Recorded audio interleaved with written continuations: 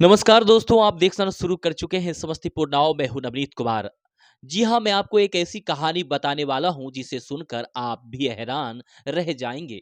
आप भी परेशान हो जाएंगे, आप भी यह सोचकर मजबूर हो जाएंगे कि आखिर कितने प्रकार के लोग, भांति-भांति के प्रकार के लोग यहाँ पर रहते हैं और किस तरह से कामों को करते हैं, वह सुनकर आप अचंभित हो जाएंगे। जी हाँ, बात करने वाले हैं विभूतिपुर प्रखंड क्षेत्र अंतर्गत एक ऐसी शादी की जिसकी चर्चाएं दूर दूर तक पहुंच चुकी हैं। जी हाँ, मैं आपको बता दूं कि एक ऐसी शादी जिसकी चर्चा आखिर विभूतिपुर में क्यों हो रही है, उसके बारे में आपको बताएंगे और बताएंगे कि आखिर माजरा क्या है, आखिर इसके पीछे की वजह क्या है। मैं आपको बता दूं कि शादी तो आपने बहुत सारी देखी होंगी, लेकिन शादी में कुछ बातें इस तरह की हो जाएं जिससे कि शादी ना हो, शादी बीच में ही यानी जयमाला से पहले ही शादी टूट जाए। जी हाँ, कुछ ऐसा ही हुआ है विभूतिपुर थाना क्षेत्र में। मैं आपको बता दूं कि विभूतिपुर थाना क्षेत्र में एक बाराती आती है, यानी कि कल एक बाराती आती है, यानी रात्रि में बारात दरवाजे पर लगती है। तभी यानी फिल्मी स्टाइल में जैसे कहते हैं, फिल्मों में आपने देखा होगा, उसी तरह से यहाँ पे सारा चीज होता है। मैं आपको एक एक करके बताता हूँ। मैं आपको बता दूं कि बारात दरवाजे पर लग जाती है और तभी लड़की के भाई, यानी लड़की के भाई जो सबसे बड़ा भाई है, उसको घंटी बजती है। फोन की घंटी बजती है, उसका वह कॉल उठाता है। उठाने के बाद जब वह बात करता है तो वह होता है उसकी बहन का होने वाला पति, यानी कि जो दूल्हे राजा होते हैं, उसकी एक्स गर्लफ्रेंड, यानी कि गर्लफ्रेंड नहीं कह सकते कि कह उसके फोन पर जो होती है वह उसकी यानी मासुका होती है, पत्नी होती है। यानी फोन आता है और कहती है आपकी बहन की जिससे शादी होने वाली है, वह पहले से ही मुझसे शादी कर चुका है। यानी 3 साल पहले मैं उससे शादी कर चुकी हूं और वह मेरे साथ 3 साल बिता चुका है। यह सुनकर उसका भाई यकीन नहीं करता है। उसे विश्वास नहीं होता है कि आखिर उसके साथ क्या हो रहा है, क्योंकि लाखों रुपए की खर्चा करके वह टेंट पंडाल, यानी गाजे बाजे, यानी कि खाने का सामान, यानी हलवाई करता है, यानी विभिन्न विभिन्न प्रकार के व्यंजनों को वह शादी यानी बहन की शादी, वो भी इकलौती बहन की शादी में वो सारे पकवानों को बनवाता है। बनवाने के बाद जब यह बात उसको पता चलती है तो उसके नीचे का जमीन जो है वह खिसक जाता है। और फिर वह भाई जो है करे तो करे क्या, वह जाता है अगुआ के पास। अगुआ के पास जाने के बाद अगुआ को सारी बात बताता है तो अगुआ को भी यकीन नहीं होता है। यानी वह फिर उस लड़की से बात करता है जिस लड़की का कॉल आता है। फिर वो लड़की कहती है कि जी हाँ, मेरे पास बहुत सारे प्रूफ हैं, मैं इस प्रूफ को देकर आपको साबित कर सकती हूँ कि वह मेरा पति है। जब लोग बोलते हैं भेजने के लिए तो वह साथ वाला पिक्चर भेजता है, यानी फोटो भेजता है जिसमें वह सिंदूर लगाई रहती है और चंदन लड़का किया रहता है। यानी फोटो मिलाने के बाद पता चलता है कि वह लड़का है। जब यानी कि कन्या पक्ष के लोग कहते हैं कि इसके फोटोज वगैरह मोबाइल वगैरह चेक करिए, मोबाइल से कुछ निकलेगा। जब लड़का का मोबाइल चेक किया जाता है तो लड़का इसका विरोध कर देता है। विरोध करने वाल की बात यानी कि सारे रस्मों को होने के बाद जयमाला की बारी आती है और जयमाला में ही इस तरह का वाक्य हो जाता है। वाक्य होने के बाद ये लोग मार पिटाई पे रहते हैं। बहुत सारे लोग बहुत तरह तरह की बातें करते हैं।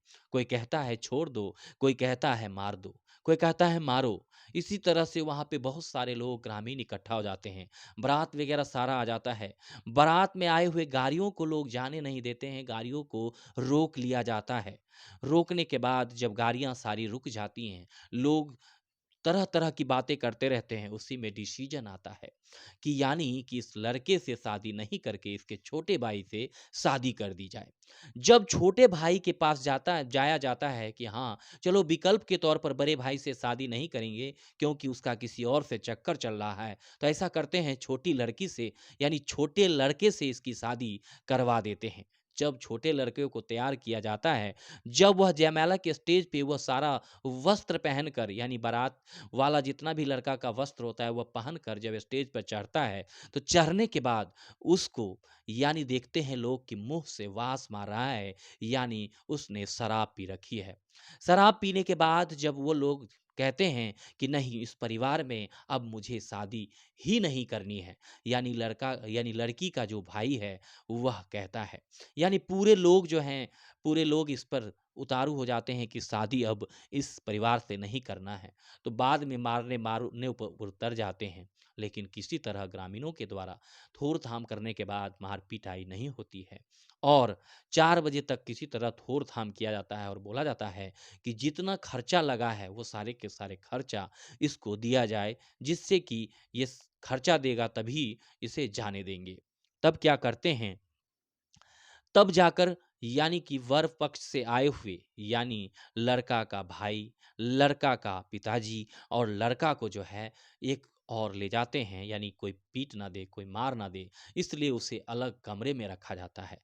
अलग कमरे में रखने के बाद जब सुबह होती है तो कानो-कान सभी को खबर हो जाती है कि अमुक गाँव से एक दूल्हे राजा आए थे, यानी पहले से ही शादी कर रखे थे और लड़की से शादी करने आए थे, जिससे सबको खबर हो गई और शादी टूट गई। शादी टूटने के बाद यानी एक परिवार पर क्या बीतेगी जिसने बहुत सारे खर्च कर चुके थे।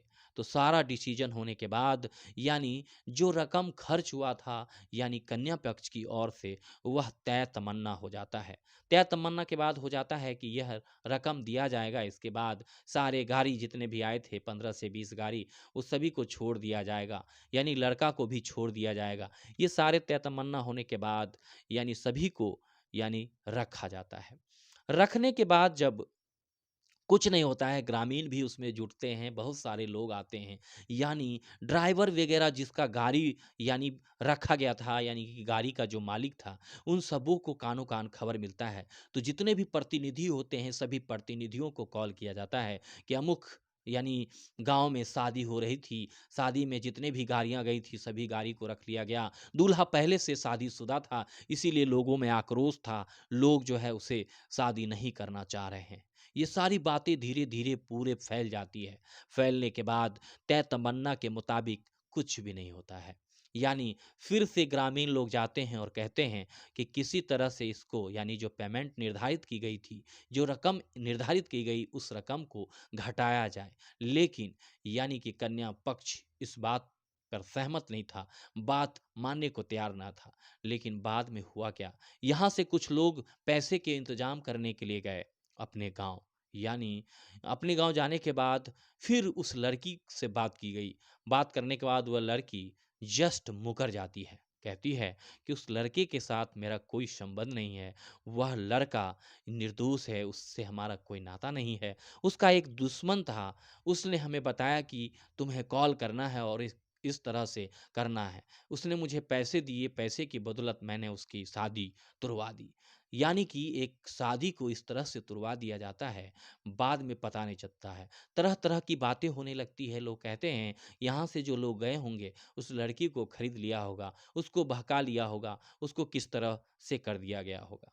यानी ये सारी चीज़ होने के बाद वाक़या के बीच में ही जो है 112 डायल पुलिस की एंट्री होती है।